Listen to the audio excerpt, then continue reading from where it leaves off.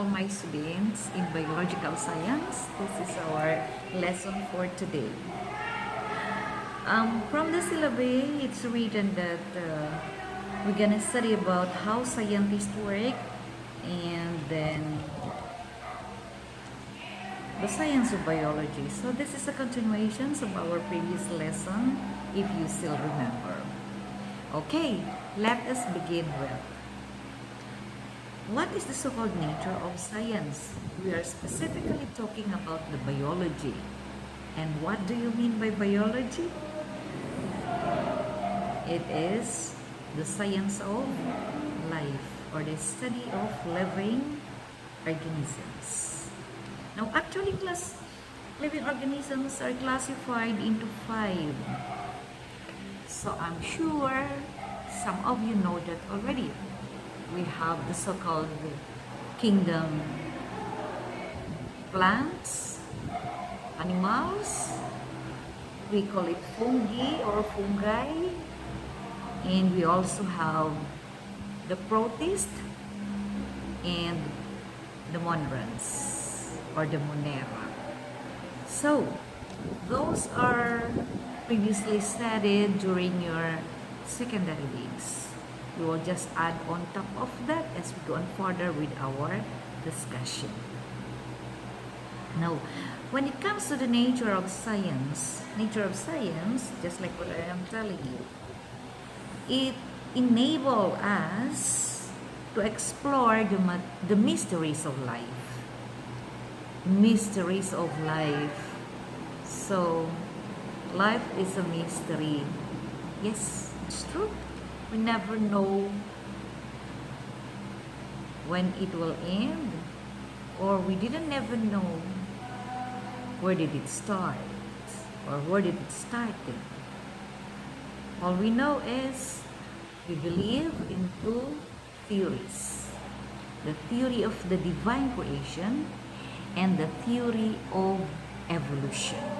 Okay, so we are here now on the theory of evolution. So, though in a logical manner or in a logical system, we need to follow some certain procedures just like what the scientists did before. And what are those?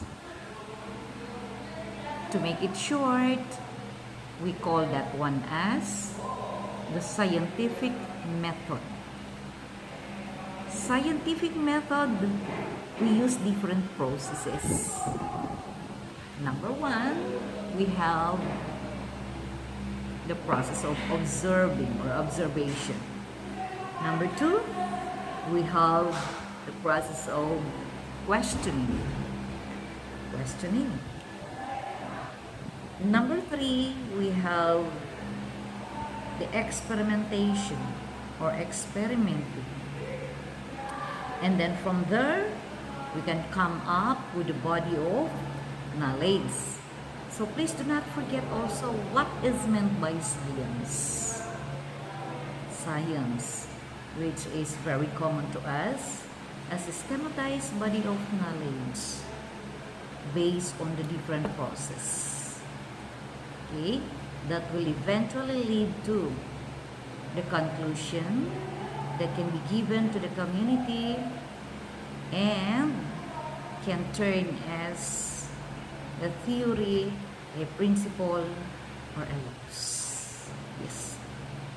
So, from there, we can say that science is a way of thinking, is a way of learning, and then from thinking, from learning, we can implement this one. So that's why this new generation class or this new curriculum, it says that science and technology, meaning science is the study of the theory or the knowledge or the facts, the principles and the laws, and then we need to implement, or technology is the practical applications of the knowledge that we have learned from those theories and laws. Okay, so let us proceed to the concept of those scientists And even us, people or students who are studying science, we call as young scientists. So young scientists in the sense that we are already on the process of exploring of the same manner what scientists long time ago did. Okay, they said number one is science is uncertain. Uncertain. One of the main characteristics of science is uncertainty. Many things can be observed directly. For example, scientists cannot see what is going on inside the human brain. Okay, so it's true. We cannot see what is really happening on the human brain, on the human body. Oh, it's really happening on the human brain.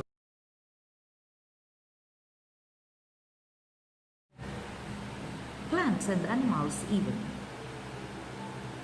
But we can still find means on how we are going to study them. And there are so many new technology that has been introduced to us already. It is a process wherein we need to make a guess from so many questions, from creating a problem or a title. We need to do the art of thinking. And if we think about it and look at some indirect evidence, I'm saying indirect evidence because, as we said, science is uncertain. Then we need to formulate our hypothesis. What do you mean by hypothesis? It is an educated guess.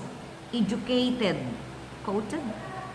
It is because it can be supported or it must be supported by an evidence. Okay, so we can say that science is always changing.